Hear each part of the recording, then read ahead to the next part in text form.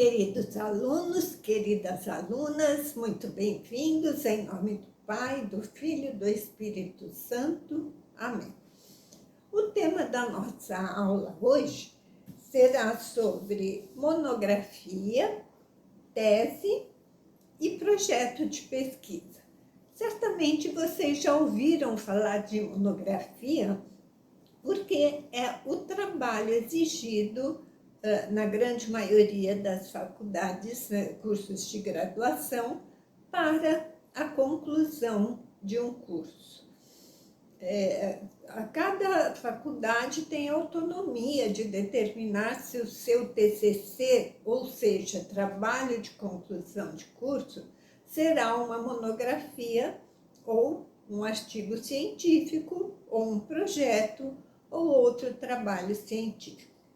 Então, a monografia não é um bicho de 7 cabeças. É o que nós já fazemos normalmente nos nossos trabalhos acadêmicos, somente que de maneira um pouco mais aprofundada. Então, para definir monografia, nós podemos dizer que é qualquer trabalho acadêmico de graduação ou de pós-graduação mesmo, inclusive o trabalho de conclusão de curso de uma graduação, que é composto por mono, significa grafia, escrita. Então, é um trabalho composto pela escrita que aborda um determinado tema, um assunto de interesse do seu autor. Então, é a escrita do resultado do estudo sobre um assunto específico. Agora, uma escrita que obedece a uma certa metodologia e que traga uma contribuição para a ciência.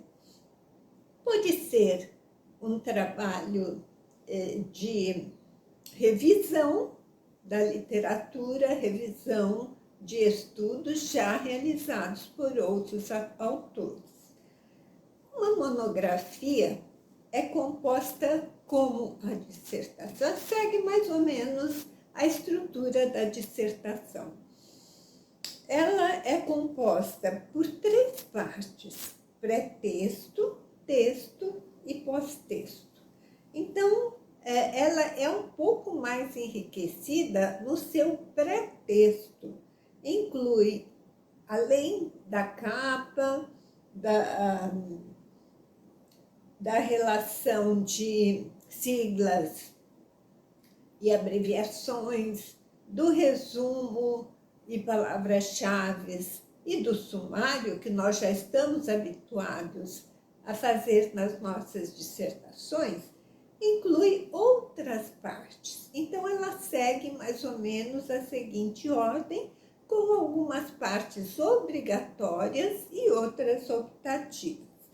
Então, este é o trabalho que vocês irão fazer na conclusão do curso de vocês. Ele tem uma capa, como já estamos habituados, a FATEL tem uma norma para se elaborar a capa de um trabalho acadêmico, então ela segue essa mesma norma. Depois vem uma folha de rosto. Qual é a diferença da folha de rosto e da capa? É que na folha de rosto, além dos mesmos dados da capa, você vai acrescentar o nome do seu orientador.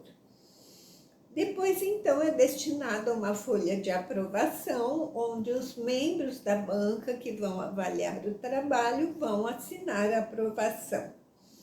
E algumas folhas opcionais que o aluno pode optar por colocar ou não colocar, como, por exemplo, dedicatória.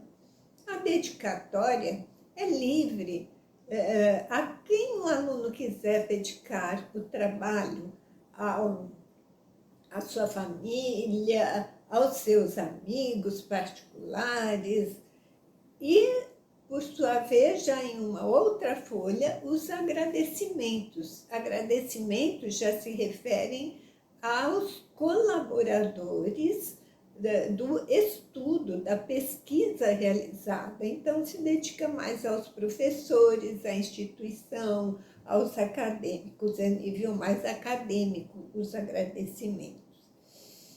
Aí, então, vem o resumo com as palavras-chave, o sumário. Então, esta é a parte que compõe o pretexto de uma monografia. O texto, como já estamos acostumados numa dissertação, segue também o mesmo esquema para a monografia: introdução, desenvolvimento dos temas dos assuntos, quando os assuntos são um pouco mais extensos, eles se tornam capítulos, né, da monografia.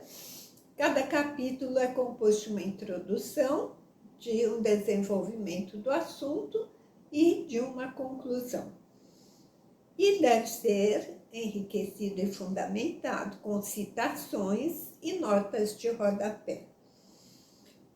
E depois, então, as considerações finais, e aqui se volta à introdução para responder as questões, a questão problema levantada na introdução, os objetivos, se foram atingidos ou não, e os frutos que o trabalho deu, né? Os frutos da sua pesquisa.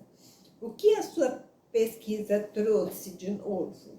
E qual a sugestão para a continuidade da pesquisa?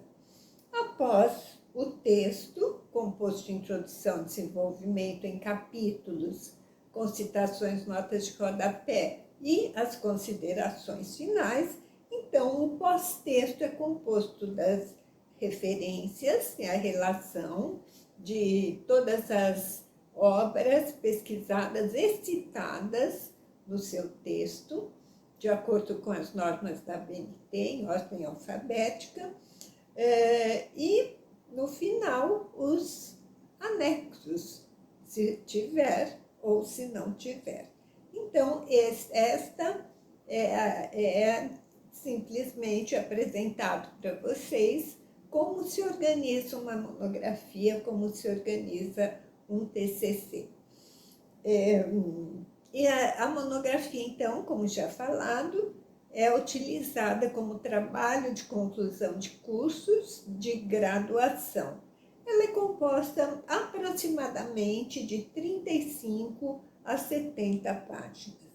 No curso de mestrado, este trabalho final da pesquisa é em forma de dissertação. Então, estudo mais aprofundado sobre um tema de interesse do aluno e vai aproximadamente de 80 a 150 páginas.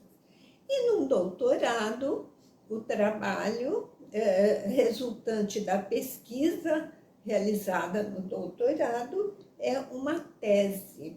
A tese já se aproxima mais ou menos de umas 300 páginas, é o trabalho exigido para a conclusão do doutorado, tem também um tema único, específico, e a tese é o resultado do mais alto grau de pesquisa. Ela deve trazer uma inovação à ciência, isto é apresentar uma originalidade na pesquisa realizada. Agora, para chegar ao resultado deste trabalho de conclusão de curso, inicia-se com um projeto de pesquisa, né?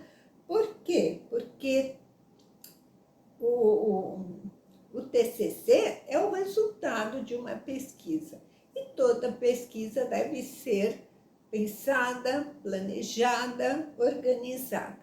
E como se organizam as ideias de início para realizar uma pesquisa? Apresenta-se uma proposta neste projeto de pesquisa.